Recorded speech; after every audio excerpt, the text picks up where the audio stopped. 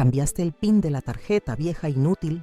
Estas palabras salieron de la boca de mi propio hijo y se clavaron en mi alma como espinas envenenadas.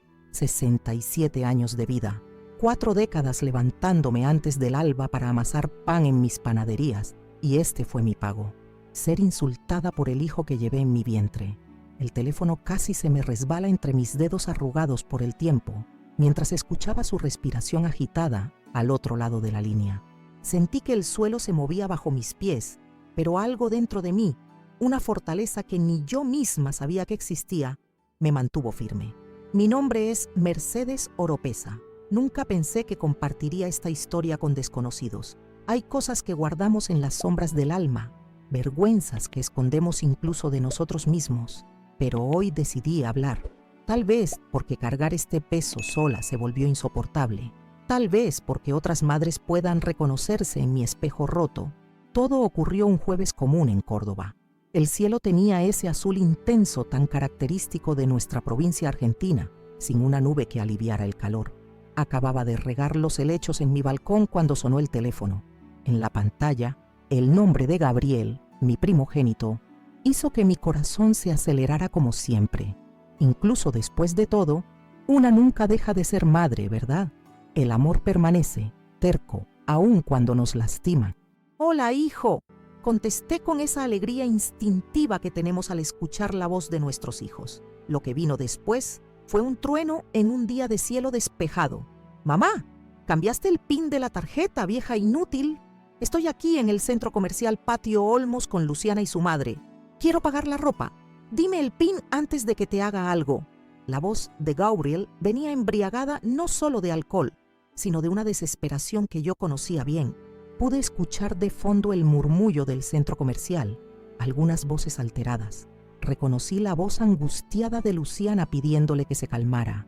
Mi nuera, siempre intentando apaciguar tormentas que no creó. Aquella no era la primera vez que Gabriel me pedía dinero de esa manera.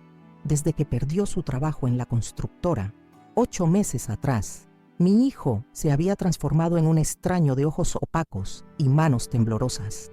Lo que comenzó como préstamos para inversiones, pronto se reveló como lo que yo ya sospechaba: apuestas, deudas, amenazas. Un pozo sin fondo que devoraba no solo el dinero de la venta de mis panaderías, el trigo dorado, sino también la dignidad de mi hijo.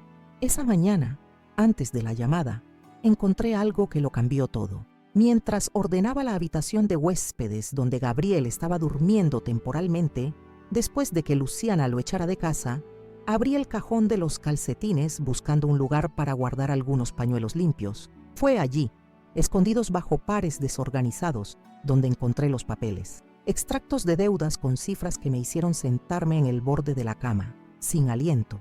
Nombres de personas que yo no conocía, sumas con muchos ceros y amenazas escritas a mano en los márgenes. «Plazo final hoy», decía una de las notas con una caligrafía angulosa que me provocó escalofríos. Entendí entonces que no era ropa lo que Gabriel quería comprar en el centro comercial. Era otra cosa, algo mucho más peligroso. Sosteniendo el teléfono con firmeza, respiré profundo e hice lo que nunca imaginé hacer con mi primogénito. Dije no, no con rabia, no con desprecio. Dije no con el amor doloroso de quien sabe que ceder sería contribuir a la destrucción de alguien a quien amas. «Gabriel, no te daré el PIN. Necesitas ayuda, hijo». El silencio que siguió fue más aterrador que los gritos. Después, una risa amarga que no pertenecía al niño que alguna vez jugó en estos mismos pasillos. «Te vas a arrepentir, vieja, mucho». La llamada terminó abruptamente, dejando solo el sonido intermitente en la línea.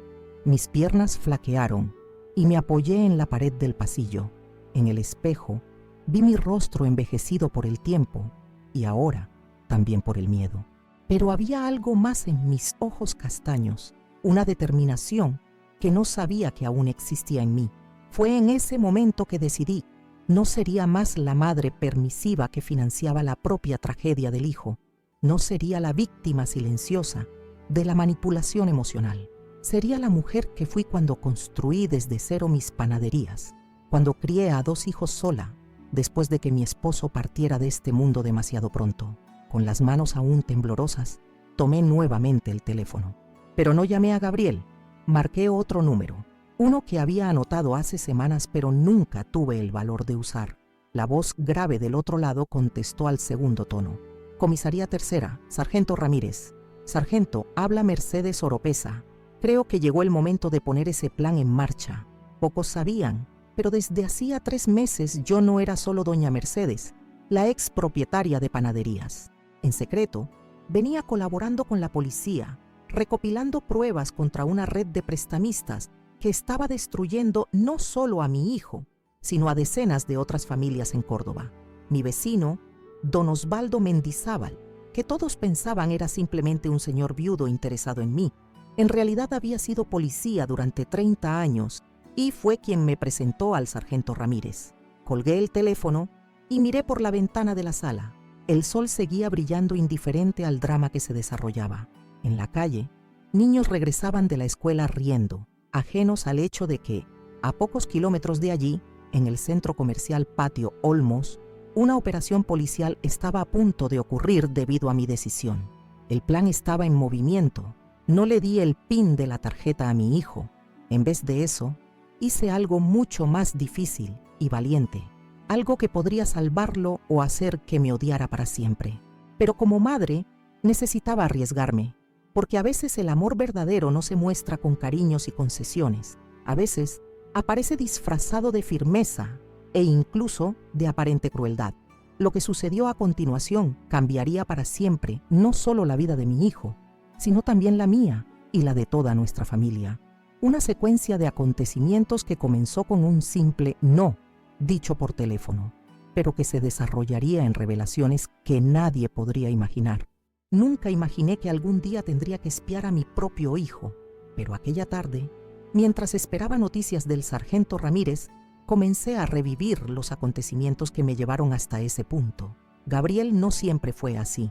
Lo recuerdo de niño, con esos ojos curiosos y la sonrisa fácil que derretía cualquier corazón. Era un muchacho sensible que lloraba cuando veía pajaritos muertos en la acera. Solíamos hacer pan juntos los domingos, sus manitas pequeñas hundidas en la masa, esparciendo harina por toda la cocina mientras reía de esa forma que llenaba mi pecho de alegría. Cuando su padre, mi Alfonso, falleció de infarto fulminante hace 15 años, Gabriel acababa de cumplir 27 años. Estaba en la facultad de ingeniería, lleno de sueños. La muerte de su padre lo devastó. Alfonso era su héroe, su modelo a seguir. Los dos se parecían tanto que a veces me confundía al ver a Gabriel de reojo por los rincones de la casa. Fue en ese periodo cuando noté los primeros cambios. Empezó a faltar a clases, abandonó proyectos a medias. Algo dentro de él parecía haberse quebrado. Intenté ayudar de todas las maneras posibles. Dios sabe cuánto lo intenté. Conversaciones largas en el balcón, visitas a psicólogos que siempre abandonaba tras pocas sesiones, incluso viajes que planeé para reconectarnos. Nada funcionó por completo. Gabriel se graduó, pero nunca con el brillo que mostraba antes. Consiguió buenos empleos, pero nunca permanecía mucho tiempo. Siempre había un problema con jefes, con compañeros, con el sistema. Cuando conoció a Luciana hace 10 años, pensé que finalmente las cosas cambiarían. Ella trajo luz nuevamente a sus ojos. Una mujer fuerte, inteligente, que trabajaba como gerente de una tienda departamental en el centro comercial Patio Olmos. La boda fue sencilla pero hermosa. La realizamos en el jardín de mi casa, con los árboles de jacarandá en flor como testigos silenciosos de una promesa que yo rezaba para que durara. Durante algunos años, todo pareció mejorar. Gabriel consiguió un empleo estable en una constructora. Nació Catalina, mi querida nieta, y compraron una casa pequeña pero acogedora en el barrio Nueva Córdoba. Yo mantenía mis panaderías, que en ese momento ya eran 4, repartidas por la ciudad. Trabajaba duro, me despertaba de madrugada para supervisar la producción, pero era feliz viendo a la familia establecerse. Las primeras señales de que algo andaba mal surgieron hace aproximadamente 1 año y medio. Pequeños detalles que, en aquel momento, no conecté. Gabriel comenzó a visitarme con más frecuencia durante la semana, siempre cerca del horario en que yo iba al banco a depositar el dinero de las panaderías. Preguntas aparentemente inocentes sobre cómo marchaban los negocios, comentarios sobre amigos que habían multiplicado dinero con inversiones rápidas. Mamá, trabajas demasiado para lo que ganas. Deberías dejar que te ayude a administrar mejor ese dinero, me decía mientras tomábamos café en la cocina. Yo sonreía, agradecía y educadamente rechazaba, no porque no confiara en él, sino porque las panaderías eran mi vida. Conocía cada número, cada cliente, cada proveedor. Era mi manera de mantener la cordura tras la muerte de Alfonso. El verdadero abismo comenzó hace 8 meses, cuando Gabriel llegó a casa un martes, en medio de su horario laboral, con los ojos enrojecidos y el semblante abatido. Me despidieron, mamá. Esos incompetentes no supieron reconocer mi valor. Así lo explicó, sentado a mi mesa, bebiendo un aguardiente que sacó del armario sin pedir permiso.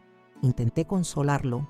Le dije que encontraría algo mejor, que podría trabajar temporalmente en una de las panaderías si quisiera. Él rechazó con un gesto irritado. No nací para estar cubierto de harina como tú, mamá.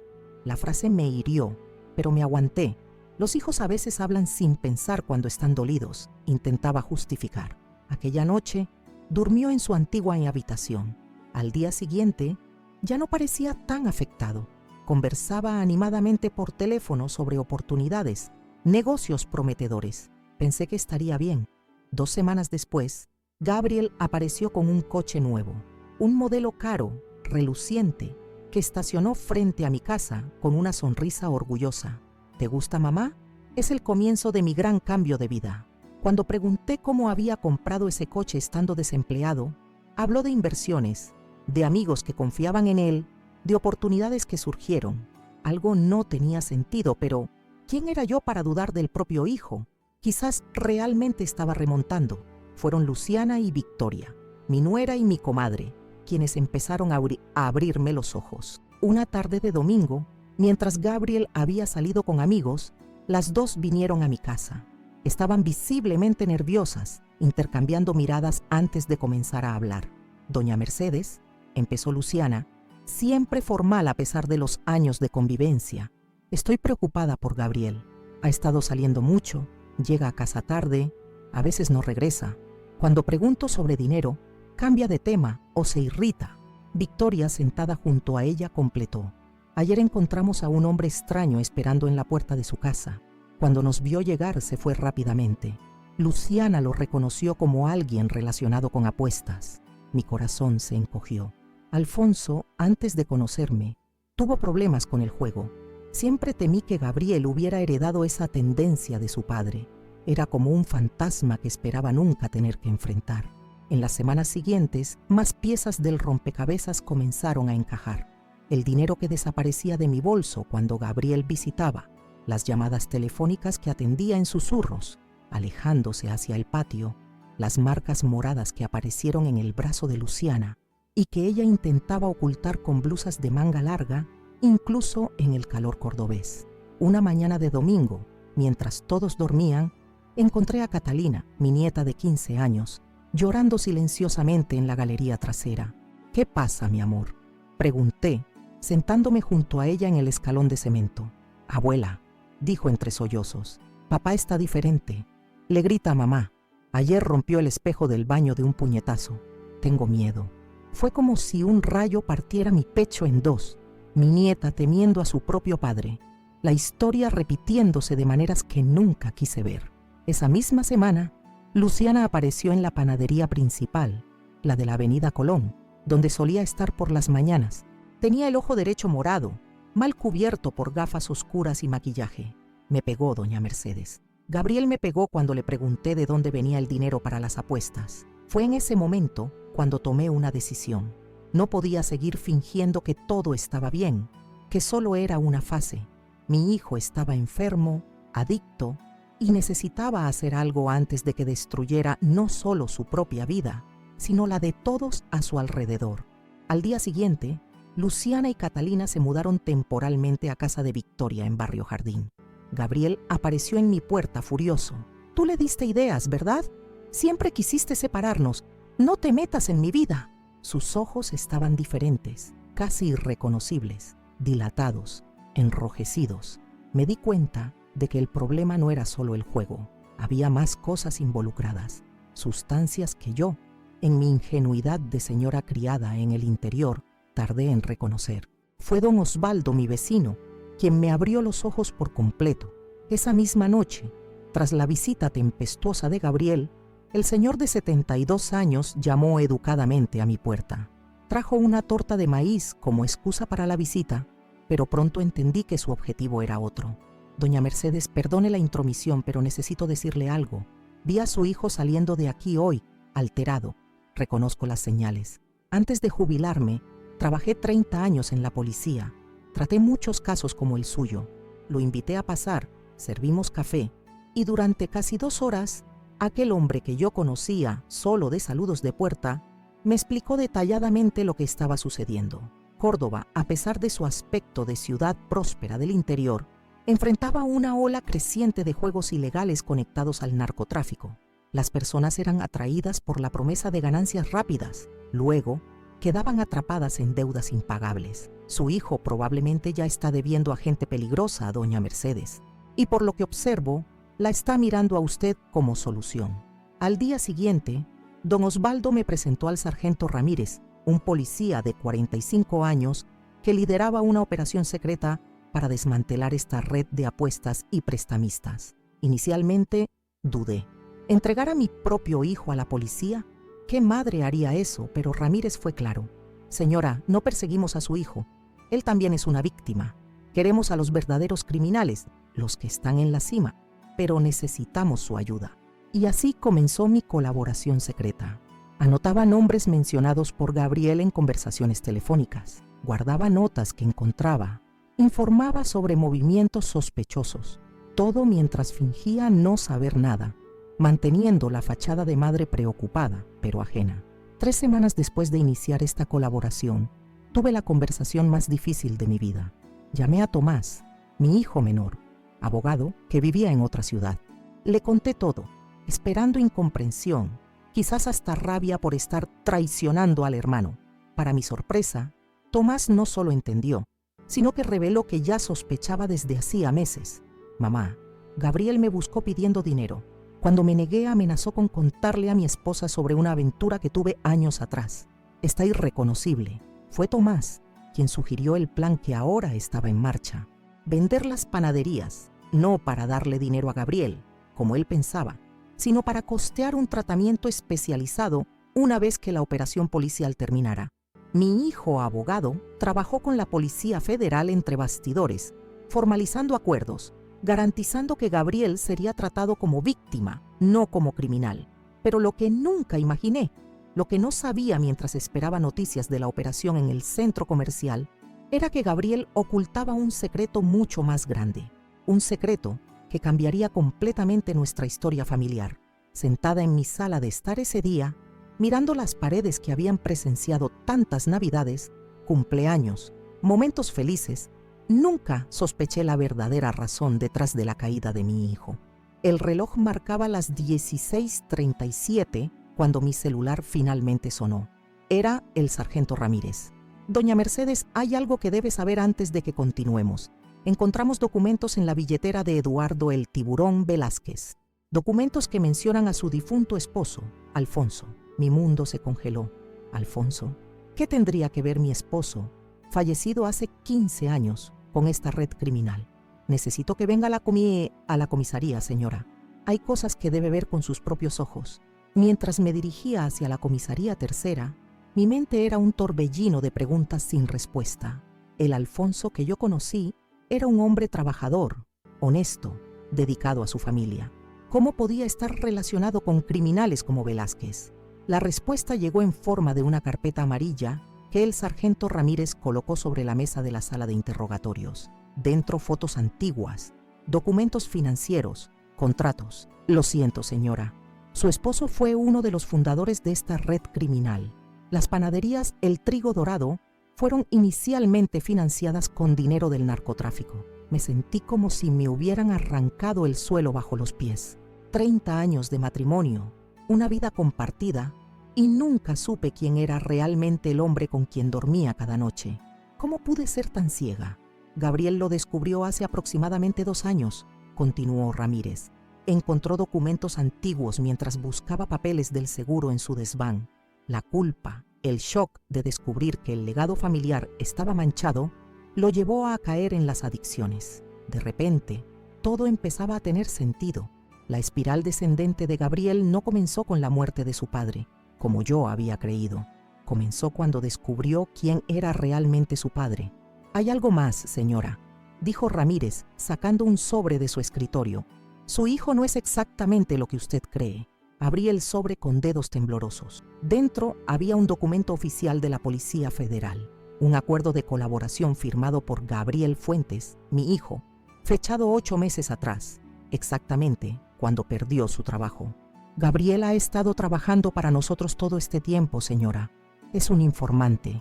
Su adicción, sus deudas, todo fue parte de una fachada para infiltrarse en la organización y exponer a los jefes. Mi hijo, al descubrir la verdad sobre su padre, decidió redimirse, limpiar el nombre familiar. Se ofreció como voluntario para una operación encubierta extremadamente peligrosa. Cada insulto, cada amenaza, cada momento de dolor que me causó, todo fue una actuación. Y Luciana, los moretones, las amenazas».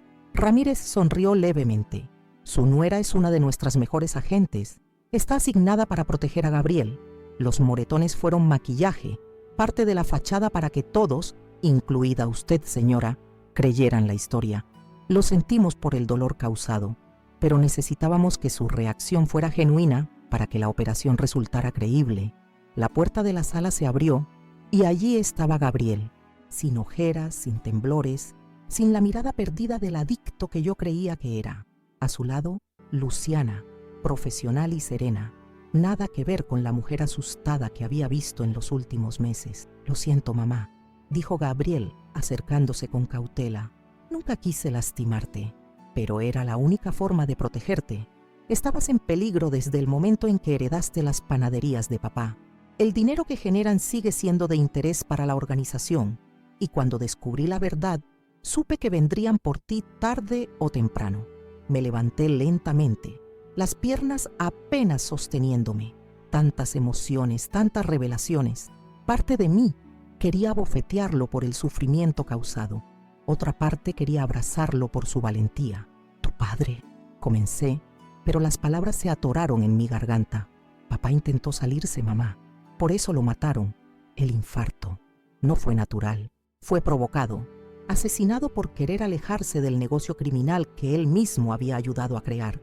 La verdad era demasiado brutal para procesarla. Ahora entendía por qué la operación en el centro comercial era tan crucial. No se trataba solo de atrapar a una red de prestamistas. Se trataba de exponer a los asesinos de Alfonso, de limpiar nuestro nombre familiar, de asegurar nuestro futuro. «Hay una cosa más que debes saber», dijo Gabriel, sacando un papel doblado de su bolsillo. «Papá dejó esto antes de morir. Es para ti. Una carta, escrita con la inconfundible caligrafía de Alfonso, fechada 3 días antes de su muerte. Mi querida Mercedes, si estás leyendo esto significa que mis temores se han cumplido. He tomado decisiones terribles en mi vida, decisiones de las que me arrepentiré eternamente. Las panaderías, nuestro sustento, nacieron de un dinero manchado de sangre. Intenté limpiar ese dinero, crear un legado honesto para nuestros hijos, pero el pasado siempre nos alcanza. Ahora intento deshacer mis errores, alejarme de ese mundo. Sé que es peligroso, pero no puedo seguir viviendo esta mentira. No sé si sobreviviré a este intento de redención, pero quiero que sepas que cada momento a tu lado fue real. Mi amor por ti y por nuestros hijos fue lo único verdadero en mi vida de falsedades. Si algo me sucede, confía en Gabriel. Él es más fuerte de lo que crees. Él sabrá qué hacer cuando llegue el momento. Te amaré siempre, incluso desde la otra orilla, Alfonso». Las lágrimas corrían por mis mejillas mientras las piezas finales del rompecabezas encajaban. Mi esposo, consciente de su inminente muerte, dejó pistas para que Gabriel algún día descubriera la verdad. Mi hijo, siguiendo los pasos trazados por su padre, arriesgó todo para completar lo que Alfonso no pudo terminar: liberarnos del peso de ese pasado criminal. «La operación aún no ha terminado, mamá», explicó Gabriel. «Hoy atrapamos a los operadores locales, pero los verdaderos jefes, los que ordenaron la muerte de papá, siguen ahí fuera, y mientras lo estén, no estaremos completamente a salvo. El sargento Ramírez intervino. Por eso necesitamos que continúe colaborando con nosotros, señora. La próxima fase de la operación requiere algo que solo usted puede proporcionar. ¿Qué podría tener yo que sea tan valioso?, pregunté, abrumada por todo lo que había descubierto en las últimas horas. Gabriel y Luciana intercambiaron una mirada significativa antes de responder. La llave, mamá. La llave de la caja de seguridad que papá escondió en el sótano de la panadería principal. Ahí está la prueba definitiva que puede derribar a toda la organización. La llave que siempre llevas como colgante, creyendo que era solo un recuerdo sentimental de tu primer negocio. Instintivamente, llevé mi mano al colgante que había portado durante décadas. Una pequeña llave dorada que Alfonso me regaló el día que abrimos nuestra primera panadería. Para que siempre lleves contigo la llave de nuestros sueños, me había dicho con aquella sonrisa que heredó Gabriel. Jamás sospeché que ese símbolo de amor ocultaba un propósito tan oscuro. ¿Estás diciendo que todo este tiempo he llevado la prueba colgada de mi cuello?, pregunté, sintiendo que la realidad se distorsionaba a mi alrededor. Papá era brillante, respondió Gabriel con una mezcla de admiración y tristeza. Sabía que el lugar más seguro para esconder algo importante era a plena vista, con la persona menos sospechosa, su esposa panadera. El sargento Ramírez consultó su reloj. Tenemos que movernos ahora. El operativo en Patio Olmos solo fue una distracción. Los verdaderos objetivos aún no saben que estamos tras ellos. En los siguientes 20 minutos, me explicaron la verdadera magnitud del plan. La operación no era simplemente para capturar a unos prestamistas locales, era para desmantelar una de las organizaciones criminales más poderosas de Sudamérica, con ramificaciones en Argentina, Paraguay y Brasil. Una organización que había comenzado hace 30 años, con 5 socios fundadores. Uno de ellos, mi Alfonso. 4 de los fundadores siguen vivos, explicó Luciana mientras se cambiaba rápidamente a un atuendo táctico. Ya no quedaba nada de la nuera asustada que creí conocer. Sus movimientos eran precisos, profesionales. Eduardo Velázquez, al que detuvimos hoy, era solo un peón. El pez gordo es Vicente Almada, actualmente director del Banco Provincial. ¿Vicente Almada? Lo conocía. Había asistido al funeral de Alfonso. Me había ofrecido sus condolencias con un abrazo que recordaba especialmente largo e incómodo. Durante años, había sido cliente habitual de mi panadería principal. ¿Por qué Alfonso querría incriminar a sus propios socios?, pregunté, intentando asimilar esta nueva realidad. Gabriel se sentó frente a mí, tomando mis manos entre las suyas. Sus ojos, idénticos a los de su padre, me miraron con intensidad. Mamá, papá no era un santo, cometió errores graves, pero cuando nacimos Tomás y yo, algo cambió en él. Quería dejarlo todo, construir algo legítimo, limpiar nuestro apellido. Los otros socios no estaban de acuerdo, especialmente Almada, intervino Ramírez. Según nuestra investigación, fue él quien ordenó la muerte de su esposo cuando descubrió que estaba recopilando pruebas contra ellos. La revelación me golpeó como una avalancha. Alfonso no solo había sido asesinado, sino que había muerto intentando protegernos, intentando enmendar sus errores. Y ahora, nuestro hijo seguía sus pasos, arriesgando todo por completar lo que su padre había comenzado. El plan era simple en teoría, peligroso en la práctica. Utilizaríamos la llave para acceder a la caja de seguridad oculta en el sótano de la panadería principal. Dentro, según Gabriel, encontraríamos documentos que Alfonso había recopilado durante años, registros contables, fotografías, grabaciones, nombres, fechas, lugares, suficiente evidencia para enviar a prisión a Almada y sus socios por décadas. Hay un problema, dije, recordando algo crucial. Vendí la panadería principal hace 3 semanas. Los nuevos dueños toman posesión mañana. Gabriel intercambió una mirada con Ramírez. No es coincidencia, mamá. La compañía que adquirió tu panadería es una fachada de Almada. Llevan buscando esa caja de seguridad por años. Ahora creen que finalmente la encontrarán. De repente entendí por qué la oferta de compra había sido tan generosa, tan insistente.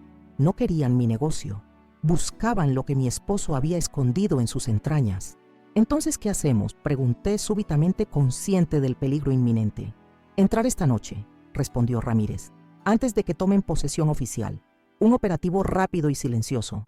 Así fue como, a mis 67 años, Me encontré en una camioneta policial sin identificación, estacionada a una cuadra de mi antigua panadería en Avenida Colón. Eran las 23:17 de un jueves que había comenzado con la llamada desesperada de mi hijo y ahora culminaba con una operación policial encubierta.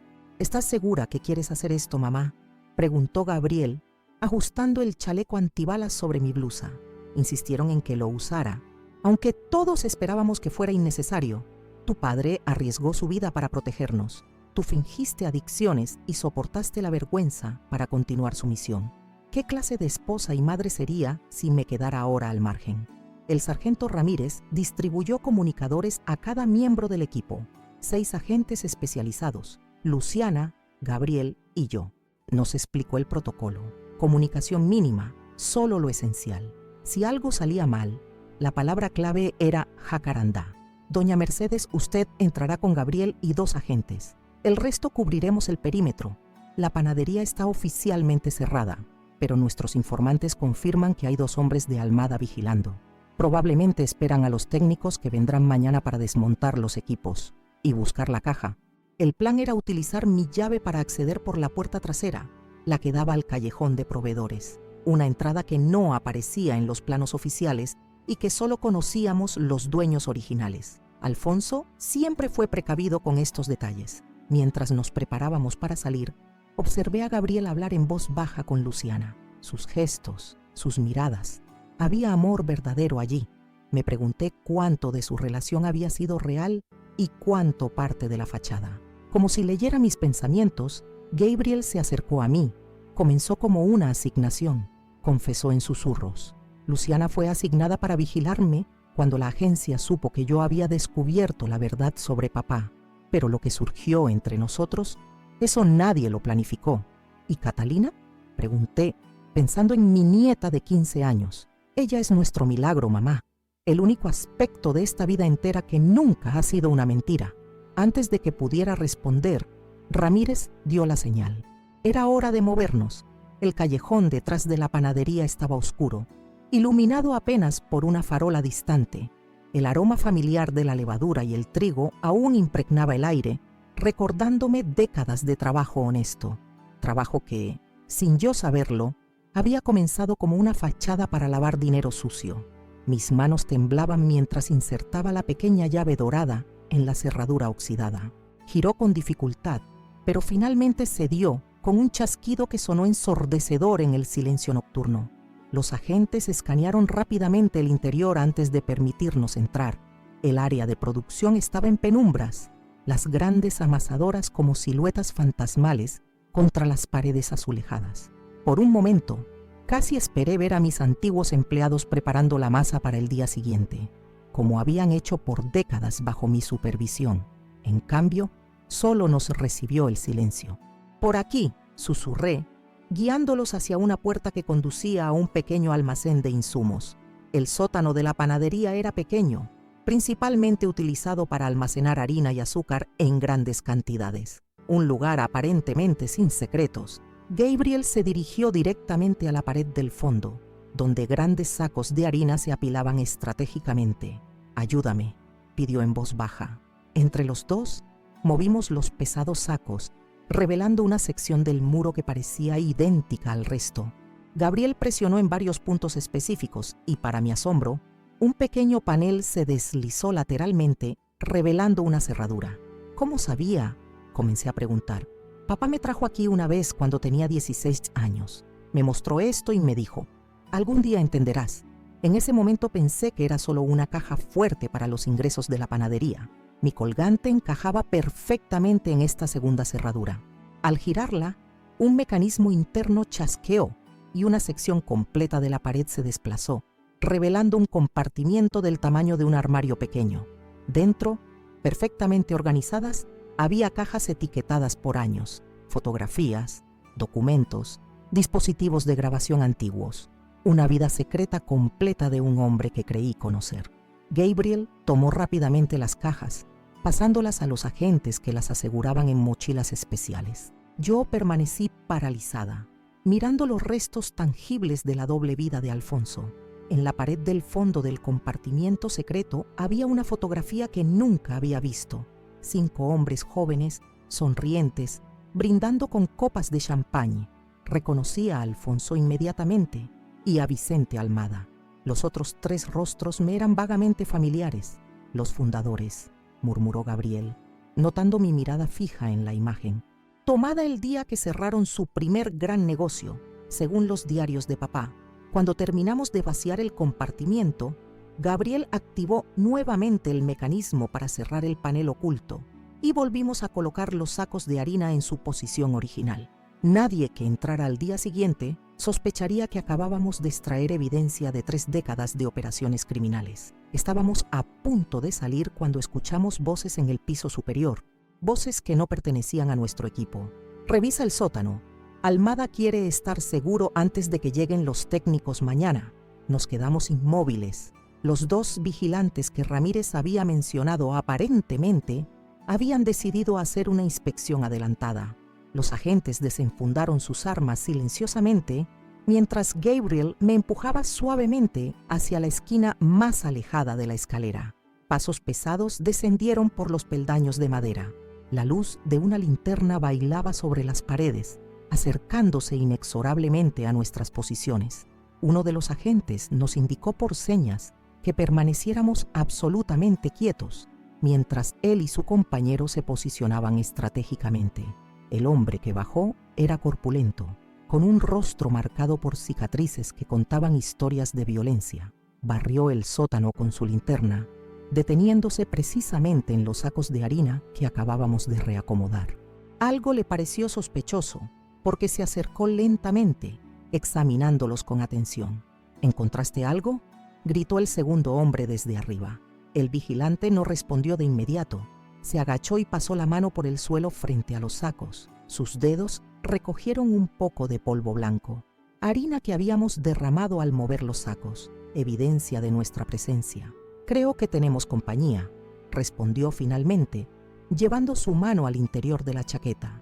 No llegó a sacar su arma. Los agentes se movieron con una velocidad y precisión impresionantes, reduciéndolo sin un solo disparo. Arriba, escuchamos un breve forcejeo seguido de silencio. El comunicador crepitó suavemente. El segundo vigilante también había sido neutralizado. «Jacarandá», anunció Ramírez a través del comunicador. «Salgan ahora. Tenemos compañía adicional aproximándose desde el este». Abandonamos el sótano rápidamente. Al pasar por la zona de producción, vi a través de las ventanas frontales lo que había alarmado a Ramírez. 2 automóviles negros estacionando a pocos metros de la panadería. Refuerzos que los vigilantes probablemente habían llamado antes de que pudiéramos interceptarlos. «Por la puerta trasera, ahora», ordenó uno de los agentes. Salimos al callejón en el momento exacto en que 4 hombres armados entraban por la puerta principal. El tiroteo comenzó segundos después, mientras corríamos hacia la camioneta que nos esperaba en la esquina. Ramírez nos recibió con el motor en marcha. ¿Tienen todo?, Gabriela asintió, palmeando las mochilas aseguradas. Todo. Mientras la camioneta se alejaba a toda velocidad, miré por última vez mi panadería. Las luces de las sirenas ya comenzaban a reflejarse en sus ventanas. Una operación silenciosa que había terminado en un enfrentamiento armado. La fachada de normalidad que había rodeado mi vida durante décadas se desmoronaba definitivamente. ¿Qué pasará ahora?, pregunté mientras nos dirigíamos a un destino que nadie había mencionado aún. «Casa segura», respondió Ramírez. «Catalina ya está allí, protegida.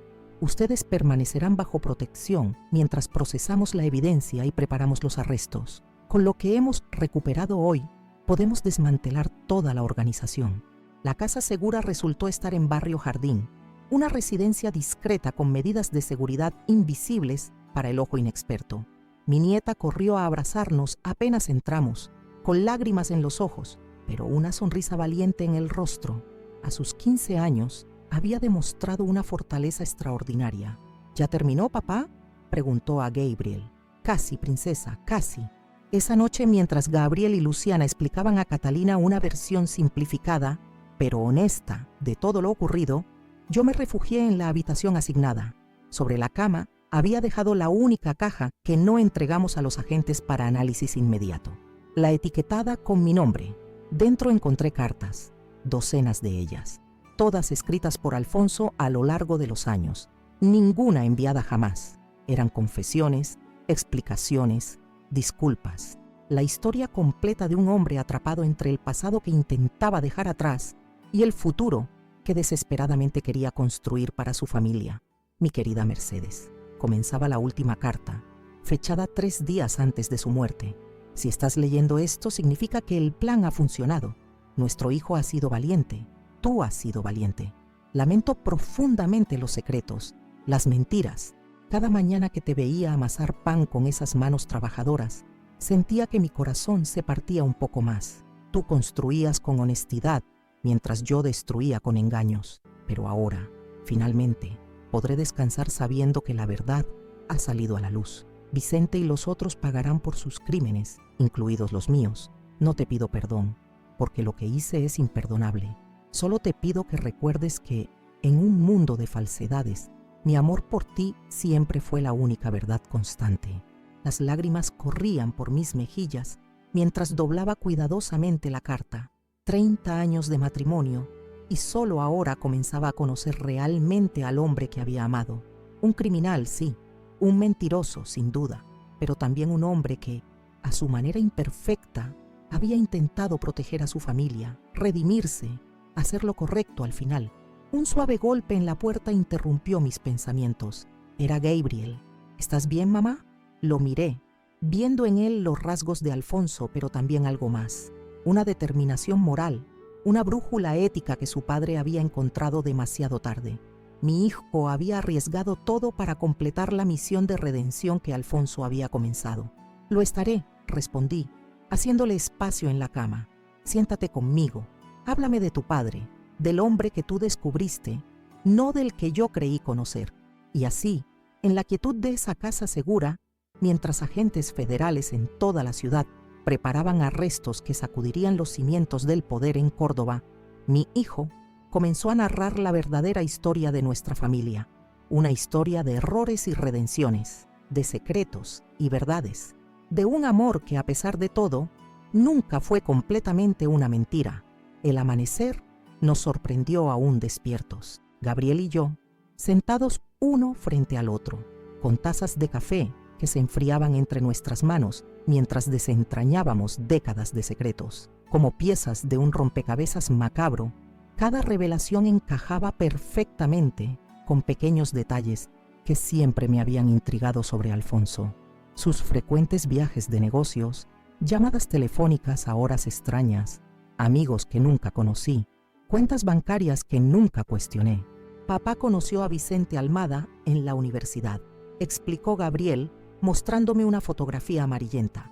Eran 5 estudiantes de economía con grandes ambiciones y pocos escrúpulos. Comenzaron con pequeñas estafas, luego contrabando de electrodomésticos desde Paraguay. Cuando el narcotráfico se expandió en los 90, vieron una oportunidad de oro. ¿Cómo pudo ocultármelo durante todo nuestro matrimonio?, pregunté, aún incapaz de reconciliar al esposo amoroso que recordaba con el criminal sofisticado que Gabriel describía. Mi hijo sonrió tristemente. Compartimentación, mamá. Es una técnica que los agentes encubiertos usamos constantemente. Separas tu vida en compartimentos estancos. La persona que eres en casa nunca interfiere con la persona que eres en la calle. Con el tiempo, casi te convences de que son 2 personas diferentes. Esa explicación me provocó un escalofrío. ¿Acaso no era exactamente lo que Gabriel había hecho conmigo estos últimos meses? ¿No había compartimentado también su vida, presentándome una versión falsa de sí mismo mientras perseguía su misión secreta? Como leyendo mis pensamientos, Gabriel tomó mis manos entre las suyas. La diferencia, mamá, es que papá compartimentaba para proteger sus crímenes. Yo lo hice para protegerte a ti. Luciana entró en la habitación, vestida con ropa táctica. Ya no fingía ser la nuera tímida y asustada. Sus movimientos eran precisos, profesionales, su mirada alerta y analítica. «Tenemos noticias», anunció, encendiendo una tableta que colocó frente a nosotros. Los arrestos comenzaron hace 1 hora. Vicente Almada fue detenido en su residencia de Barrio Cerro de las Rosas. Ramón Figueroa en el aeropuerto, intentando tomar un vuelo a Paraguay. Sebastián Herrera se atrincheró en su oficina del Banco Provincial. Hay negociaciones en curso. Las imágenes mostraban operativos policiales simultáneos en diferentes puntos de la ciudad. Una coordinación impresionante que evidenciaba años de planificación meticulosa. ¿Y el quinto?, pregunté, recordando la fotografía de los 5 fundadores. Una sombra cruzó el rostro de Gabriel. Jorge Mendoza falleció hace 4 años en un accidente automovilístico. Al menos eso es la versión oficial. ¿Y la versión no oficial? Papá lo mató. El impacto de esas 3 palabras me dejó sin aliento. Alfonso, un asesino, era demasiado para procesar. Los diarios de papá son explícitos, continuó Gabriel, señalando una de las cajas que habíamos recuperado. Mendoza descubrió que papá estaba recopilando evidencia contra la organización. Lo confrontó durante un viaje a Mendoza, supuestamente de negocios. Según el relato de papá, fue en defensa propia. Mendoza intentó matarlo. Hubo un forcejeo y Mendoza terminó desbarrancando en su propio vehículo. Dios mío, fue todo lo que pude murmurar. Ese incidente marcó un punto de quiebre para papá, explicó Gabriel. Comprendió que no había salida pacífica. Los otros socios comenzaron a sospechar de él. Intensificó sus esfuerzos para documentar todo y comenzó a prepararme, a su manera. ¿Prepararte? Era solo un adolescente. Gabriel asintió. Los mensajes crípticos, las lecciones sobre honor, los entrenamientos de defensa personal que insistió en que tomara, no eran caprichos de un padre sobreprotector. Me estaba preparando para lo inevitable, que algún día tendría que enfrentar el legado oscuro de nuestra familia. Luciana consultó su reloj. El fiscal federal estará aquí en 1 hora. Necesita tomar su declaración, doña Mercedes. Mientras me preparaba para enfrentar otra ronda de revelaciones dolorosas, una duda persistente me atormentaba.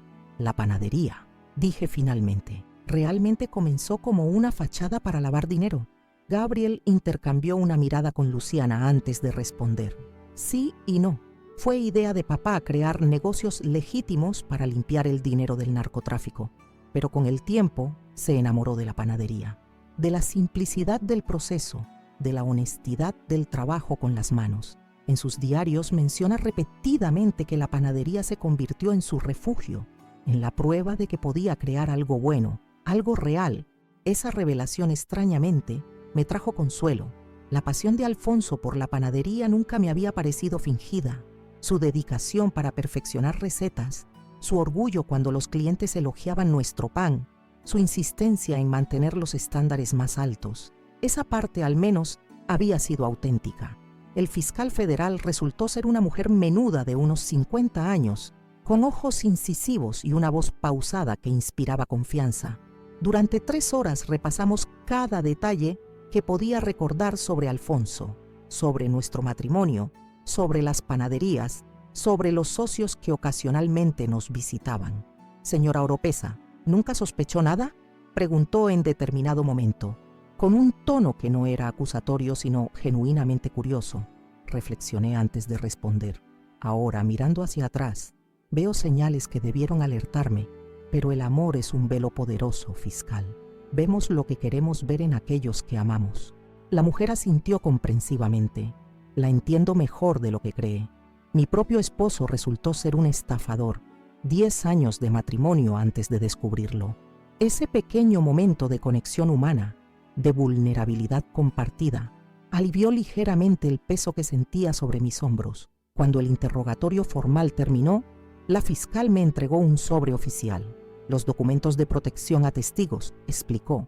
Usted, su hijo, su nuera y su nieta recibirán nuevas identidades. Será reubicada en otra provincia, con compensación económica por las propiedades que debe abandonar. Miré el sobre sin abrirlo. ¿Cuándo? Idealmente esta misma semana. La operación ha sacudido los cimientos del poder en Córdoba. Habrá represalias. Personajes poderosos caerán. Fortunas serán confiscadas. No es seguro para ustedes permanecer aquí. Una nueva vida, nuevo nombre, nueva ciudad, lejos de todo lo que conocía, de mis amistades, de los recuerdos tanto dulces como amargos que habían formado mi existencia. A mis 67 años, tendría que reinventarme por completo. La fiscal pareció leer mi desconcierto. Sé que parece abrumador ahora, pero piense en ello como una oportunidad. una vida sin sombras, sin mentiras, un legado limpio para su nieta. Cuando se marchó, me quedé contemplando los documentos sellados. Gabriel entró silenciosamente y se sentó a mi lado. «No tienes que hacer esto», dijo en voz baja. «Podríamos buscar otras opciones, protección local, y vivir siempre mirando por encima del hombro, esperando que algún socio menor de Almada, algún sicario contratado, aparezca para vengarse». Sacudí la cabeza. «No es vida para Catalina». Gabriel asintió, respetando mi decisión. «Tomás ya está en camino. Llegará esta noche para acompañarnos en la transición. Mi hijo menor, abogado respetado, también había estado involucrado en esta operación desde las sombras. Su especialidad en derecho financiero había sido crucial para rastrear las complejas redes de lavado de dinero que Alfonso había documentado meticulosamente. Esa noche, con Tomás ya entre nosotros, celebramos una cena extraña en la Casa Segura, una última reunión familiar antes de que nuestros apellidos cambiaran, antes de que nuestras identidades se disolvieran. Catalina, con la adaptabilidad propia de la juventud, incluso bromeaba sobre qué nombre elegiría. «Siempre quise llamarme Valentina», dijo mientras servía ensalada. «¿Puedo elegir, papá?». Gabriel sonrió. «Dentro de ciertos parámetros, sí. Los agentes de reubicación tienen algunas reglas. Nombres que suenen naturales para tu edad, fáciles de recordar. Entre platos de pasta y conversaciones sobre futuros imaginarios en provincias desconocidas, casi logré olvidar por qué estábamos allí. Casi pude fingir que éramos simplemente una familia planificando una mudanza convencional. Después de la cena, cuando Catalina se retiró a dormir, Tomás sacó de su maletín un grueso expediente. «Hay algo que debes ver antes de tomar decisiones definitivas, mamá», dijo con su tono profesional de abogado. «He estado investigando las finanzas de papá más allá de lo que la policía necesitaba para el caso criminal. El expediente contenía análisis detallados de las propiedades, inversiones y cuentas bancarias asociadas a Alfonso. Para mi asombro, muchas de ellas estaban completamente limpias. Papá era meticuloso separando el dinero legítimo del sucio», explicó Tomás. «Las panaderías, con el tiempo, se volvieron negocios genuinamente rentables. Los beneficios se reinvertían o se guardaban en cuentas separadas, sin contaminación del dinero del narcotráfico». «¿Qué significa eso exactamente?», pregunté, abrumada por los tecnicismos financieros. «Significa, mamá, que aproximadamente el 40% de tu patrimonio actual es completamente legítimo. Dinero limpio, ganado honestamente a través del sudor de tu frente, amasando pan durante décadas». Gabriel intervino. «Hemos negociado con la fiscalía. Ese dinero puede transferirse a tu nueva identidad, dándote independencia económica en tu nueva vida». La revelación me provocó emociones contradictorias. Por un lado, el alivio de saber que no todo lo que habíamos construido estaba manchado. Por otro, la tristeza de confirmar que gran parte de nuestra riqueza familiar había provenido del sufrimiento ajeno. «¿Y las panaderías?», pregunté. «¿Qué pasará con ellas? Las que vendiste recientemente serán confiscadas por el Estado, ya que los compradores estaban vinculados a Almada», explicó Tomás. «Las otras 3, técnicamente limpias según nuestro análisis, podrían ser vendidas legítimamente antes de nuestra reubicación. El dinero iría a un fideicomiso a nombre de Catalina para su educación». Mientras asimilaba esta información, Gabriel colocó sobre la mesa un objeto que reconocí inmediatamente: el viejo cuaderno de recetas de mi primera panadería. Páginas amarillentas llenas de anotaciones en mi letra irregular, manchas de harina y mantequilla, testimonio de años de uso constante. «Lo rescaté de la panadería principal antes de venderla», explicó Gabriel. Pensé que querrías conservarlo». Acaricié las páginas con reverencia.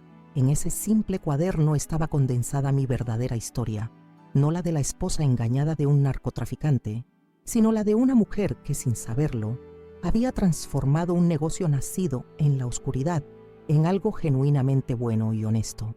«Tal vez», dije lentamente, una idea formándose en mi mente, «tal vez en nuestra nueva vida, con un nuevo nombre, podríamos abrir una pequeña panadería, algo modesto, familiar, un nuevo comienzo verdaderamente limpio». Los ojos de Gabriel se iluminaron. «Eso sería perfecto, mamá. Una forma de honrar lo mejor de nuestro pasado sin cargar con lo peor». Esa noche, en la soledad de mi habitación temporal, Revisé el cuaderno página por página. Entre recetas de medialunas y pan de centeno, encontré una nota escrita por Alfonso que nunca había visto antes. Estaba escondida en el doblez de la contracubierta, probablemente colocada allí años atrás. Mercedes, mi amor, si algún día descubres la verdad sobre mí, sobre nosotros, quiero que sepas esto. De todas las mentiras que he dicho, de todos los roles que he interpretado, el único que nunca fue fingido fue el de esposo enamorado. En un mundo donde todo tiene precio, tu amor fue lo único que nunca intenté comprar, lo único genuinamente valioso. Las panaderías nacieron de la necesidad de ocultar dinero sucio, pero florecieron gracias a tu dedicación, tu honestidad, tu esencia. Transformaste mi fachada en algo real. Quizás sea esa tu mayor magia, la capacidad de encontrar bondad incluso donde no existía inicialmente. Si llega el día en que estos secretos salgan a la luz, recuerda que el pan que amasaste con amor alimentó a miles de personas. Esa verdad, tu verdad, es más poderosa que todas mis mentiras juntas. Las lágrimas corrían por mis mejillas mientras doblaba cuidadosamente la nota y la guardaba junto a mi corazón. Incluso en medio de la tormenta de revelaciones que había destruido la imagen que tenía de mi matrimonio, estas palabras ofrecían un pequeño refugio. La posibilidad de que, en medio de tanto engaño, hubiera existido un núcleo de verdad. 3 días después, el sargento Ramírez nos visitó con noticias que sacudirían nuevamente los cimientos de mi comprensión sobre Alfonso. Encontramos algo en la caja fuerte personal de Vicente Almada, anunció, colocando un pendrive sobre la mesa. Creo que deberían verlo en privado. Cuando se marchó, Gabriel conectó el dispositivo a una laptop. El archivo que apareció era una grabación de video, fechada 2 semanas antes de la muerte de Alfonso. Mostraba una oficina lujosa, probablemente en el Banco Provincial. 2 hombres conversaban, Vicente Almada y Alfonso. «No puedes seguir con esto, Alfonso», decía Almada en la grabación. «Has estado desviando fondos, ocultando información. Los otros socios están preguntando, sospechan. Ya te lo dije, Vicente, estoy fuera. He cumplido mi parte durante 20 años. Ahora quiero paz». No funciona así y lo sabes. Nadie sale de esto vivo.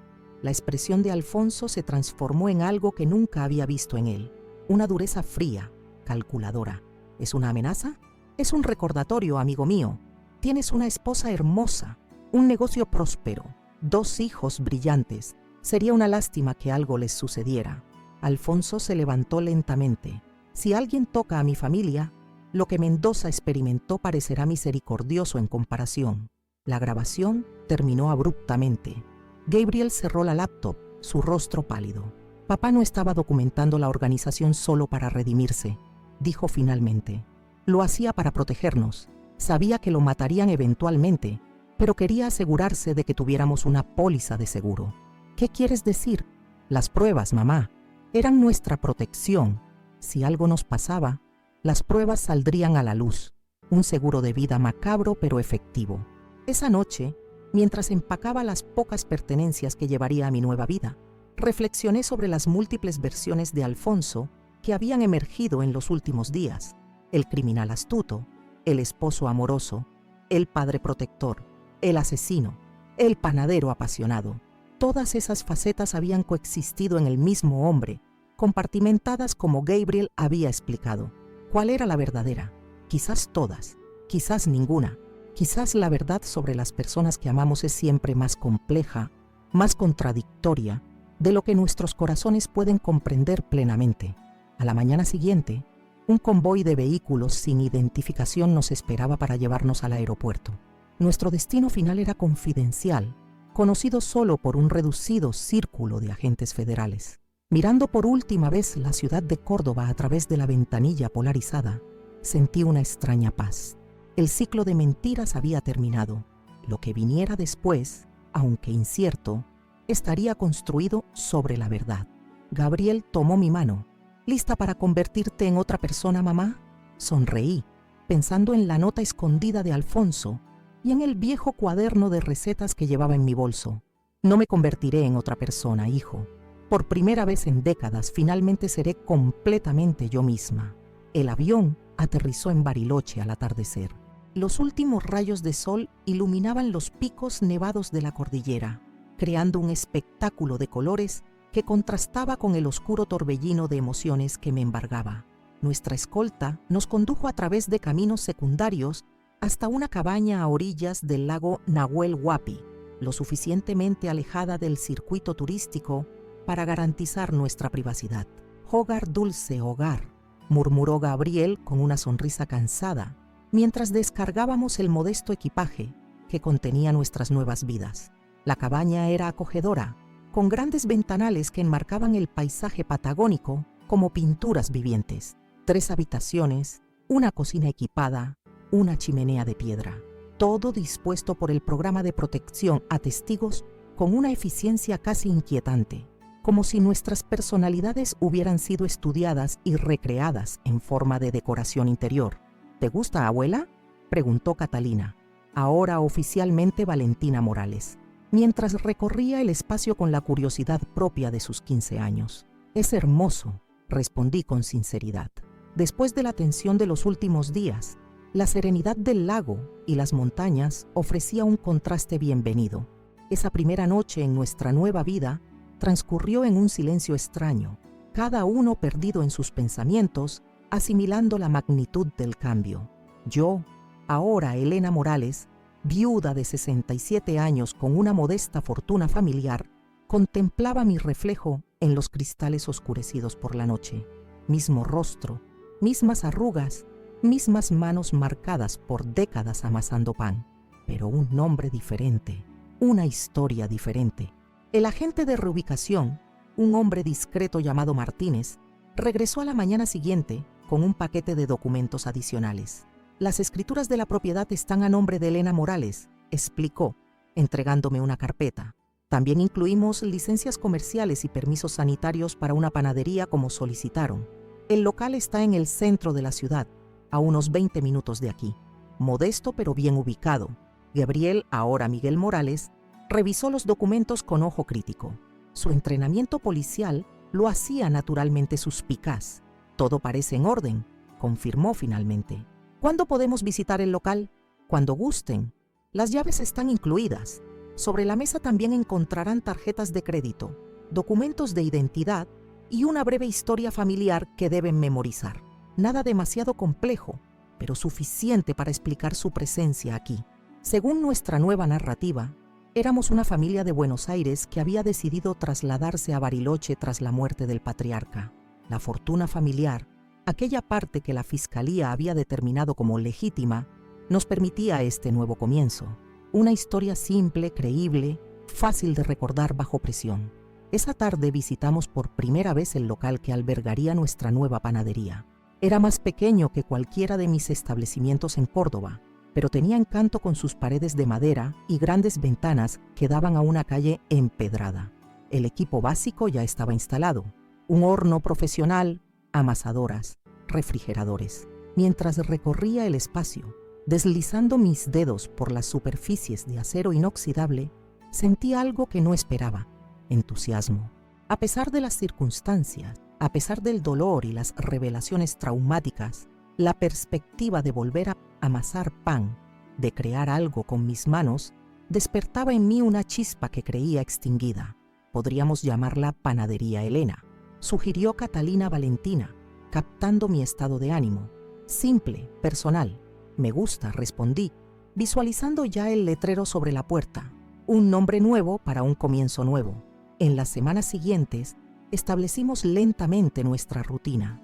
Gabriel Miguel consiguió un puesto como oficial de seguridad en un hotel de lujo, una cobertura que le permitía mantener sus habilidades afiladas mientras vigilaba discretamente por posibles amenazas. Luciana Carmen continuaba su trabajo encubierto, ahora como consultora remota para empresas de Buenos Aires. Catalina Valentina se adaptó sorprendentemente bien a su nueva escuela, haciendo amigos con esa facilidad envidiable de la juventud.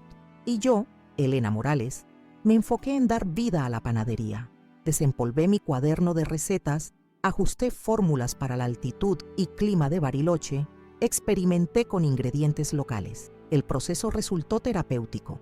cada bollo de masa que mis manos moldeaban parecía llevarse consigo un fragmento del dolor acumulado. La inauguración, 2 meses después de nuestra llegada, fue un éxito modesto pero satisfactorio. Los vecinos acudieron atraídos por el aroma del pan recién horneado, por la novedad de una panadería artesanal que prometía sabores auténticos. Nadie cuestionaba nuestra historia. Nadie veía más allá de la fachada cuidadosamente construida. Para ellos, éramos exactamente lo que pretendíamos ser. Una familia comenzando de nuevo tras una pérdida. Una tarde, mientras cerraba la panadería, recibí una visita inesperada. El agente Martínez, quien supervisaba nuestra reubicación, apareció sin anuncio previo. Señora Morales, saludó, usando mi nuevo apellido con naturalidad estudiada. Necesito hablar con usted y su familia, en privado.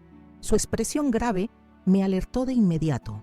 Regresamos juntos a la cabaña, donde Gabriel y Luciana ya nos esperaban, claramente preocupados por la visita sorpresa. ¿Ha habido desarrollos en Córdoba?, anunció Martínez sin preámbulos una vez que nos reunimos en la sala. Vicente Almada fue asesinado ayer en la prisión federal. Un apuñalamiento durante el almuerzo. El silencio que siguió a su declaración era denso, cargado de implicaciones no dichas. Gabriel fue el primero en verbalizarlas. ¿Cree que esto nos pone en riesgo? Martínez eligió cuidadosamente sus palabras. No directamente. Las investigaciones preliminares sugieren que fue ordenado por Sebastián Herrera. Asuntos internos, por así decirlo. Almada aparentemente estaba negociando un acuerdo de reducción de sentencia a cambio de más información. Entonces, ¿por qué está aquí? Presioné, sintiendo que había más en esta visita que una simple actualización. El agente extrajo un sobre de su chaqueta. Entre las pertenencias de Almada encontramos esto. Estaba en su caja de seguridad personal, a la que accedimos con orden judicial después de su muerte. El sobre contenía una carta manuscrita dirigida a mí, no a Elena Morales, sino a Mercedes Oropesa. La letra era inconfundible. Alfonso. ¿Cómo? Comencé, pero las palabras me fallaron. Aparentemente su esposo dejó cartas con cada uno de sus antiguos socios. Una especie de seguro, suponemos. Esta estaba fechada para ser entregada en caso de su muerte. Almada nunca cumplió esa última voluntad, obviamente. Con manos temblorosas desplegué el papel amarillento. La carta era breve, pero impactante. Mi querida Mercedes, si estás leyendo esto significa que he muerto y que Vicente ha decidido honrar mi último deseo. No lo culpes demasiado si no lo hace. Nuestra amistad se corrompió hace mucho con ambiciones demasiado oscuras. Hay una última verdad que debes conocer, la más difícil de todas. Gabriel no es mi hijo biológico. Antes de que el dolor te ciegue, déjame explicarte. Cuando nos conocimos, ya estabas embarazada de 2 meses, aunque no lo sabías. Tu breve relación con aquel músico ambulante, del que apenas hablabas, había dejado una consecuencia inesperada. Cuando lo descubrimos, ya estábamos profundamente enamorados. Decidí entonces que aquel niño sería mío en todos los sentidos que importan. Nunca te lo dije porque temía que la verdad pudiera alterar tu relación con él, o la mía. Gabriel tiene mi apellido, mi amor, mis valores, los buenos, espero. La sangre es apenas un detalle técnico en el verdadero significado de la paternidad. Te pido perdón por esta última mentira. De todas las que he dicho, es la única que nació exclusivamente del amor. Siempre tuyo, Alfonso. Las lágrimas nublaban mi visión mientras intentaba procesar esta revelación final.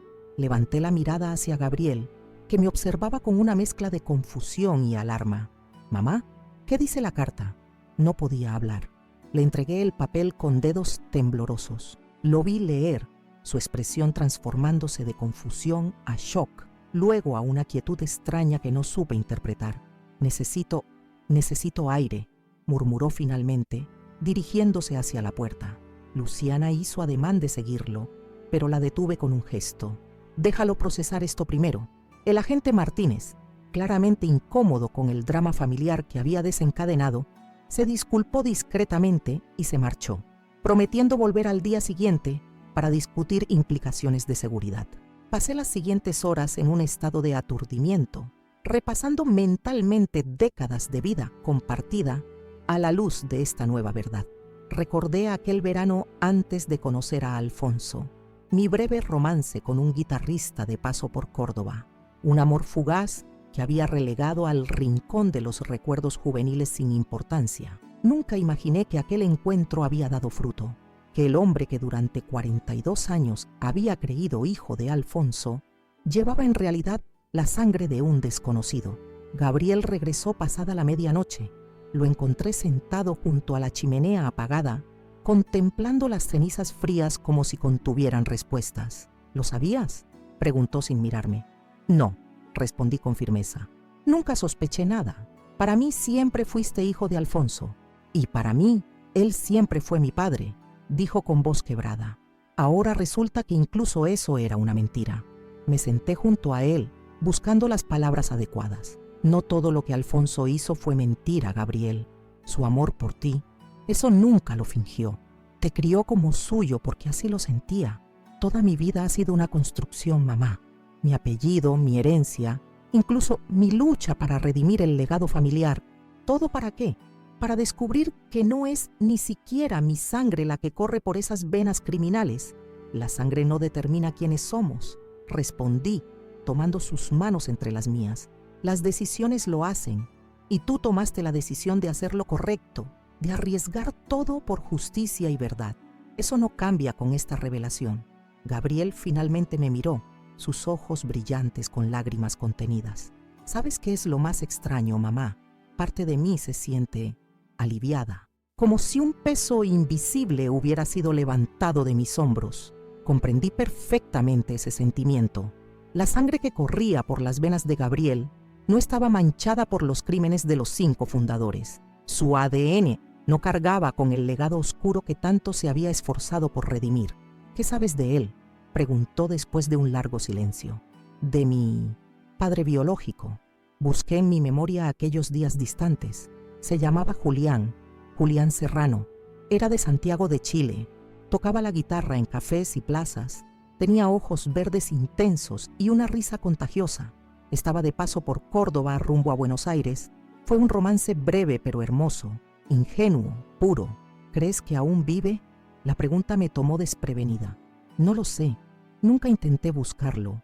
Cuando supe que estaba embarazada, ya estaba con Alfonso. Quiero encontrarlo, declaró Gabriel con determinación repentina. No para reemplazar a Pestina Alfonso como figura paterna, simplemente para conocerlo, para entender otra parte de mi historia. ¿Estás seguro? Podría ser complicado, especialmente en nuestra situación actual. Gabriel esbozó una sonrisa triste.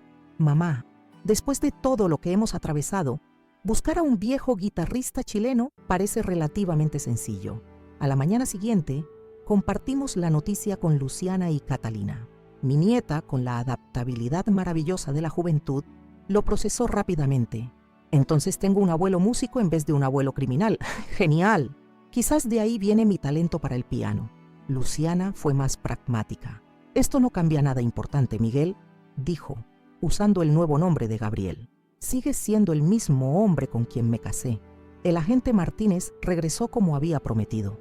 Para mi sorpresa, no se opuso categóricamente a la idea de buscar a Julián Serrano. Con precauciones adecuadas podría ser factible, concedió. De hecho, esta nueva información podría ser beneficiosa para su seguridad a largo plazo. Cualquier conexión biológica con Alfonso y su organización queda definitivamente cortada. Durante los meses siguientes, mientras nuestra nueva vida echaba raíces en Bariloche, Gabriel y Miguel condujo una búsqueda discreta con la ayuda de algunos contactos confiables. La panadería prosperaba, atrayendo clientes locales y turistas encantados con mis medialunas y pan de centeno. Catalina Valentina se unió al coro de la escuela y comenzó clases de piano, descubriendo talentos que nunca tuvo oportunidad de explorar en nuestra antigua vida. Y entonces, casi un año después de nuestra llegada a Bariloche, llegó la noticia que habíamos esperado con mezcla de ansiedad y esperanza. Lo encontramos, anunció Gabriel una noche, mientras cenábamos junto a la chimenea. Julián Serrano vive en Valparaíso. Es profesor de música en un conservatorio. Nunca se casó. La imagen que me mostró en su tablet me dejó sin aliento. Un hombre de unos 65 años, con cabello gris pero aún abundante, tocando guitarra frente a un grupo de estudiantes. Los mismos ojos verdes que recordaba, ahora enmarcados por arrugas de expresión, una sonrisa que, incluso después de tantos años, reconocí al instante. Es él, susurré. Hemos verificado su historia, continuó Gabriel. Nunca ha tenido conexiones con organizaciones criminales. Es respetado en su comunidad. No representa ningún riesgo para nuestra seguridad. ¿Vas a contactarlo?, preguntó Catalina, inclinándose sobre la fotografía con evidente curiosidad. Gabriel asintió. El agente Martínez ha aprobado un plan, un encuentro controlado en terreno neutral, sin revelar nuestras nuevas identidades ni ubicación actual, por supuesto. 2 semanas después, observé desde la distancia el encuentro entre padre e hijo biológico en un café de Mendoza. Julián Serrano había cruzado la cordillera, creyendo que se reuniría con un admirador de su música que resultó ser su hijo. No pude escuchar su conversación, pero vi sus expresiones, la incredulidad inicial de Julián, la tensión cautelosa de Gabriel, y luego, gradualmente, el asombro compartido, las sonrisas tentativas, los gestos que revelaban similitudes nunca antes notadas. Cuando Gabriel regresó esa noche a nuestra cabaña en Bariloche, traía consigo una guitarra. Un regalo de Julián, explicó con una sonrisa tímida. Dice que nunca es tarde para descubrir si heredé su talento musical. ¿Cómo fue?, pregunté, ansiosa por conocer los detalles. Extraño, maravilloso, aterrador. Gabriel se sentó, acariciando distraídamente las cuerdas de la guitarra. Es un buen hombre, mamá. Sencillo, honesto. Me contó sobre aquel verano en Córdoba, sobre ti. Te recuerda con cariño. ¿Le dijiste toda la verdad? Sobre Alfonso, sobre nuestra situación actual. Lo suficiente para que entendiera, no tanto como para ponerlo en peligro. Acordamos mantener contacto, discretamente con las precauciones necesarias. Esa noche, mientras Gabriel intentaba arrancar notas básicas de la guitarra, bajo la mirada divertida de Catalina, contemplé nuestra nueva realidad con una claridad que no había sentido en mucho tiempo. La revelación de que Gabriel no era hijo biológico de Alfonso había cerrado un círculo. El último secreto, la última mentira, había salido a la luz. Ahora podíamos finalmente avanzar sin sombras del pasado, sin sangre manchada corriendo por nuestras venas. Nuestra familia había sido destrozada y reconstruida. Habíamos perdido nombres, hogares, historias, pero en el proceso habíamos ganado algo más valioso: verdad. Una base sólida sobre la cual construir nuestro futuro, sin compartimentos secretos, sin identidades fragmentadas. La panadería prosperaba. Mi nieta florecía. Mi hijo encontraba nuevas facetas de su identidad. Y yo, a mis 68 años, descubría que la vida aún guardaba sorpresas, giros inesperados, posibilidades de crecimiento y redención. 2 años después de aquella llamada fatídica en el centro comercial Patio Olmos, cuando negué a Gabriel el PIN de mi tarjeta, nuestra vida se había transformado completamente. Aquella negativa, la primera vez que me atreví a poner límites al hijo que amaba desesperadamente, había desencadenado una cascada de revelaciones, dolor y finalmente liberación. A veces, cuando la luz del amanecer ilumina las aguas cristalinas del lago Nahuel Huapi, pienso en Alfonso, en el hombre que conocí, en el hombre que nunca conocí realmente, en sus contradicciones, en sus secretos, en su amor imperfecto pero genuino. Pienso en las decisiones que tomó, algunas terribles, otras sorprendentemente nobles, y en cómo esas decisiones continúan reverberando en nuestras vidas. Y entiendo finalmente que el amor verdadero no siempre es perfecto ni transparente. A veces viene envuelto en contradicciones, en verdades a medias, en intenciones complejas. Lo que importa al final son las semillas que planta, los frutos que produce, los legados que perduran. Mientras amaso el pan cada mañana en mi pequeña panadería patagónica, siento que he encontrado una paz que nunca creí posible. Una paz nacida no de la ignorancia, como antes, sino del conocimiento completo y la aceptación, de la capacidad de integrar luz y sombra en una historia coherente, en una identidad íntegra. Mi nombre ahora es Elena Morales. Mi historia oficial es una construcción cuidadosa, pero mi esencia, lo que realmente importa, sigue siendo auténtica, como el pan que amaso cada día, simple, honesto, nutritivo, un producto de manos que conocen tanto el dolor como la creación, que han sostenido tanto mentiras como verdades y que siguen, a pesar de todo, amasando vida nueva cada amanecer. Queridos amigos que me acompañan hoy a través de la pantalla, mi nombre es Elena Morales, aunque durante la mayor parte de mi vida fui Mercedes Oropesa.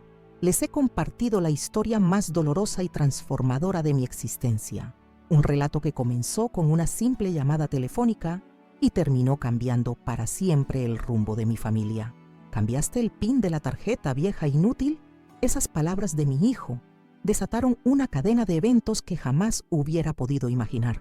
Lo que parecía ser la historia de un hijo atrapado en las garras de la adicción resultó ser una compleja telaraña de secretos familiares, operaciones policiales encubiertas y revelaciones que sacudieron los cimientos de mi identidad. Les he narrado cómo descubrí que mi esposo Alfonso, a quien creí conocer durante 30 años de matrimonio, había sido uno de los fundadores de una poderosa organización criminal. Cómo mis panaderías, El Trigo Dorado, construidas con tanto esfuerzo y dedicación, habían comenzado como una fachada para lavar dinero del narcotráfico, aunque con el tiempo se convirtieron en negocios legítimos gracias a mi trabajo honesto. Les conté sobre la valiente misión de mi hijo Gabriel, quien al descubrir la verdad sobre su padre, decidió infiltrarse en esa misma organización para desmantelarla, arriesgando todo por limpiar el apellido familiar. La operación policial en el centro comercial Patio Olmos no fue un intento de salvar a un hijo adicto, sino el punto culminante de meses de trabajo encubierto para capturar a los criminales más poderosos de Córdoba. Compartí con ustedes el dolor de descubrir que Alfonso había sido asesinado por intentar abandonar la organización criminal que él mismo ayudó a crear, y cómo dejó evidencias meticulosamente documentadas para protegernos después de su muerte. Y finalmente, les revelé la última y más sorprendente verdad. Gabriel, el hijo por quien arriesgué todo, no era hijo biológico de Alfonso. La sangre del narcotraficante nunca corrió por sus venas. Su padre biológico resultó ser un músico chileno, un hombre sencillo y honesto, con quien tuve un breve romance antes de conocer a Alfonso. Hoy, 2 años después de aquellos eventos traumáticos, les hablo desde mi nueva vida en Bariloche, con una nueva identidad, un nuevo negocio y algo mucho más valioso, una nueva libertad. La libertad que solo puede venir cuando todas las mentiras han sido expuestas y la verdad, por dolorosa que sea, ha sido finalmente abrazada. Mi pequeña panadería junto al lago prospera. Mi nieta Catalina, ahora Valentina, ha descubierto talentos musicales que probablemente heredó de aquel guitarrista chileno. Gabriel, ahora Miguel, mantiene un contacto discreto con su padre biológico, mientras continúa protegiendo a nuestra familia, siempre vigilante. Hemos construido una vida nueva sobre cimientos honestos, sin los compartimentos secretos que envenenaron nuestro pasado. Esta historia que les he compartido no es solo sobre crimen y redención, es sobre las decisiones que tomamos por amor, incluso cuando ese amor está manchado por mentiras. Es sobre la valentía de decir no cuando sería más fácil ceder. Es sobre descubrir que nunca es tarde para comenzar de nuevo, para reinventarse, para encontrar paz. Si hay algo que he aprendido en mis casi 70 años de vida, es que la verdad siempre encuentra su camino hacia la luz. Puede tardar décadas como en mi caso, pero eventualmente emergerá. Y cuando lo hace, aunque el proceso sea doloroso, trae consigo una liberación que no puede ser explicada, solo experimentada. Quizás mi historia resuena con la tuya. Tal vez tú también cargas con secretos familiares que pesan como lápidas. Quizás estás atrapado en relaciones donde el amor y el dolor se entrelazan de maneras incomprensibles. O tal vez, como yo, has construido tu vida sobre verdades parciales, sobre cimientos que ahora descubres que son frágiles. Si es así, te ofrezco esta reflexión. La verdad, aunque dolorosa, es el único camino hacia la auténtica libertad. El proceso puede destrozarte temporalmente, pero también te dará la oportunidad de reconstruirte de manera más sólida, más genuina, más completa. Compartir esta historia no ha sido fácil. Revivir cada momento, cada revelación, cada traición y cada reconciliación ha sido como caminar descalza sobre brasas ardientes, Pero si mi dolor puede convertirse en luz para alguien más, entonces habrá valido la pena. Te invito a suscribirte al canal Abuela Recordó para conocer más historias como la mía.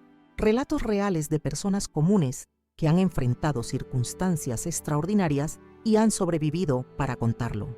Con un simple clic en el botón de suscripción, no solo apoyas este espacio de historias auténticas, sino que también te aseguras de no perderte ningún nuevo testimonio que podría resonar profundamente con tu propia experiencia. Cada semana compartimos nuevas historias de vida, narradas en primera persona por quienes las vivieron.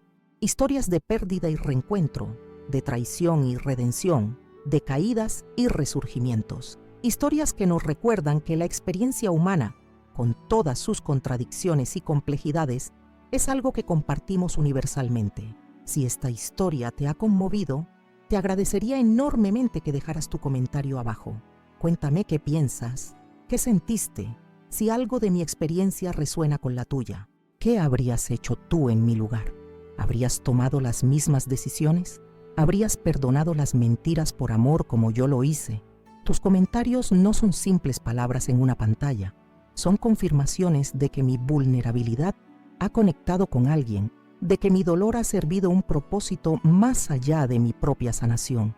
Además, cada comentario ayuda a que estas historias lleguen a más personas que podrían necesitarlas desesperadamente. También te pido que dejes tu me gusta en este video. Parece un gesto pequeño, pero tiene un impacto enorme en la visibilidad de este contenido. Cada me gusta ayuda al algoritmo a recomendar estas historias a otras personas que podrían encontrar consuelo, inspiración o simplemente la confirmación de que no están solas en sus luchas. Si valoras este espacio y deseas contribuir a que sigamos compartiendo historias como esta diariamente, considera apoyarnos a través de Gracias.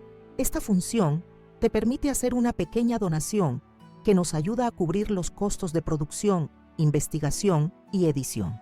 Crear estos videos requiere tiempo, recursos y un compromiso emocional significativo. Tu apoyo, por pequeño que sea, representa un voto de confianza en nuestro trabajo y nos permite continuar construyendo esta comunidad de historias auténticas. Hacer este video fue particularmente difícil. Exponer mi vida, mis errores, mis traumas, mis momentos más vulnerables, no es algo que se haga ligeramente. Pero si mi historia puede servir como faro para alguien que navega en aguas turbulentas similares, entonces cada lágrima derramada durante la grabación habrá valido la pena. Recuerda revisar nuestros otros videos. Hay testimonios de personas que han sobrevivido a situaciones inimaginables, que han encontrado luz en la oscuridad más profunda, que han transformado sus heridas en sabiduría. Historias que, como la mía, buscan recordarte que no estás solo en tu dolor, en tus luchas, en tus contradicciones humanas. Gracias por dedicar tu tiempo a escuchar mi verdad. Soy Elena Morales, antes Mercedes Oropesa, una mujer que perdió todo excepto lo esencial, la capacidad de comenzar de nuevo. Una mujer que aprendió que a veces las segundas oportunidades llegan disfrazadas de tragedias. Una mujer que descubrió que el amor verdadero puede existir incluso en medio de las mentiras más oscuras. Te espero en el próximo episodio de Abuela Recordó, donde otra voz, otra vida, otra historia de supervivencia y redención te recordará el inmenso poder del espíritu humano para reinventarse una y otra vez, sin importar las circunstancias. No te vayas sin dejar tu comentario. Tu voz importa, tu experiencia importa, y este espacio es tanto tuyo como mío. Hasta el próximo relato y recuerda, por más oscura que parezca la noche, el amanecer siempre llega para aquellos que tienen el valor de esperar por él.